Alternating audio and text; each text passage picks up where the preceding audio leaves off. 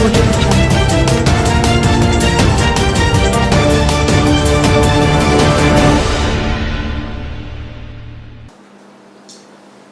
of the press, you must have come across the report that said Boko Haram insurgents have acquired sophisticated drones in recent times. The reported hardware are presently capable of recognizing intelligence, gathering and spy missions. It's a matter of time before they escalate to using these drones that are capable of carrying out attacks. We find expedient to believe the report because it was widely syndicated by Western-owned media, which are known to run propaganda in the interest of Boko Haram in the past. Their reports of the drones acquisition came about the same time that there were reports from locals that terrorists have started spotting new weapons in recent weeks. It is this practice that has again resurfaced as a running commentary about the military being incapable of fighting the terrorists, or that Boko Haram members have the upper hand over the Nigerian state. The timing of the reports about Boko Haram now possessing drones and even newer firearms curiously coincides with the announcement of the $1 billion regional effort aimed at combating terrorism in the West African sub-region. This kind of reports, coinciding with announcements of regional efforts, have been pivotal to the demise of such efforts at fighting Boko Haram in the past.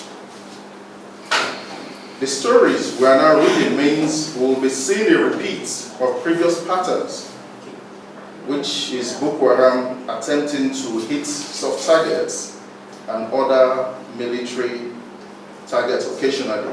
However, we know they wouldn't dare at this time because of the strategic super camps that have been coordinated by the Nigerian military. These will then be followed by a lopsided media campaign that will first cast Boko Haram as a superior force and later present insurgents as a victim of human rights abuses in order to paint the Nigerian military black. We are challenging France to tell the world who is responsible for arming Boko Haram in the past.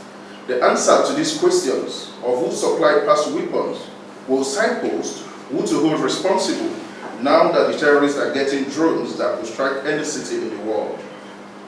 For this reason, we're imploring the world to ask France the pertinent question before it comes too late. Whether by default or by accident, it's a matter of time before Boko Haram tests the weapons France is arming them with on other nations, possibly in the West. It must continue with the strategy of super camps, since this appears to be effective and has rattled the sponsors of Boko Haram to both increase weapon supply to the terrorists and reopen the media front in the war against terrorism. The member states that have committed to the new funds to combat Boko Haram must break free of colonial loyalties. After all, no nation should continue tying itself to the apron strings of a nation that once postured as your conqueror.